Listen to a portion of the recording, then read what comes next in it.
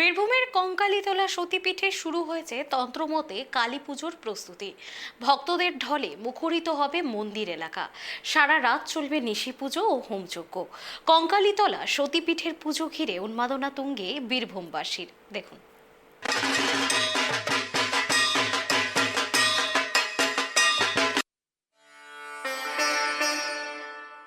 বীরভূমের প্রাচীন সতীপীঠ কঙ্কালীতলা মন্দিরে প্রতি বছরের মতো এবছরও অনুষ্ঠিত হতে চলেছে কালী পুজো। এটি শুধু ধর্মীয় অনুষ্ঠান নয়, বরং এক গভীর তান্ত্রিক, আধ্যাত্মিক ও সাংস্কৃতিক অভিজ্ঞতা, যা ভক্তদের মনের ভেতর এক অদ্ভুত উদ্দীপনা সৃষ্টি করে। কঙ্কালীতলা মন্দিরের প্রতিটি ইট, প্রতিটি শিলালিপি যেন ভক্তদের আবেগের সাথে মিলেমিশে গেয়ে ওঠে এক অমোঘ সঙ্গীত। কঙ্কালীতলা মন্দিরের তন্ত্রমতে পুজোর প্রস্তুতি শুরু হয় ভোর থেকেই। মন্দিরের সেবায়েতরা সকালেই মন্দির প্রাঙ্গণ পরিচ্ছন্ন করেন।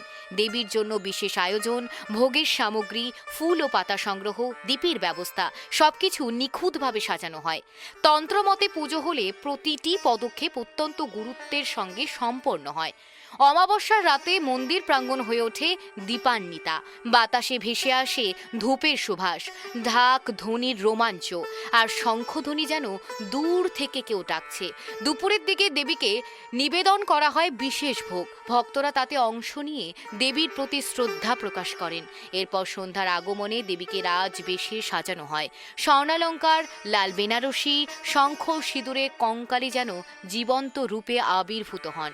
এই মুহূর্তে মন্দির প্রাঙ্গণে বাজতে থাকে ঢাক, কাসর এবং শঙ্খধ্বনি, যা ভক্তদের হৃদয়ে এক অদ্ভুত নৃত্য সৃষ্টি করে। শিশু থেকে বৃদ্ধ সকলেই চোখে ঝলমল করে ভক্তির অশ্রু। এখানে মায়ের পূজা, কঙ্কালী রূপী মা পূজিত হন এবং মহাশক্তির শেষ পীঠ। সেই জন্য এখানে কালী পুজোর দিন বহু মানুষ উপোস থাকে এবং সকাল থেকে সারা রাত ব্যাপী, সারা রাত মানে ঠিক ভোরবেলার দিকে আমাদের পুজো মন্দির বন্ধ হয়।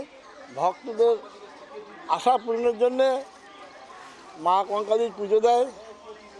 এই পর্যন্ত এখানে যাগযজ্ঞ হয়, রীতিনীতি মেনে পুজো হয়, কিন্তু শক্তিপীঠ তো সকাল থেকেই পুজো আরম্ভ হয়। সকাল থেকেই সারাদিন রাত 12টা থেকে 1টা পর্যন্ত। কালী পুজোর দিনে কি মাকে ভোগ দেওয়া হয়? কালী পুজোর দিন মাকে ভোগ দেওয়া হয়, আমাদের ফ্রাইড রাইস ভোগ হয়, আলুর দম হয়, তারপরে অন্ন হয়, একটা সবজিও হয়, চক হয়, চক বা চাটনি, পায়েস।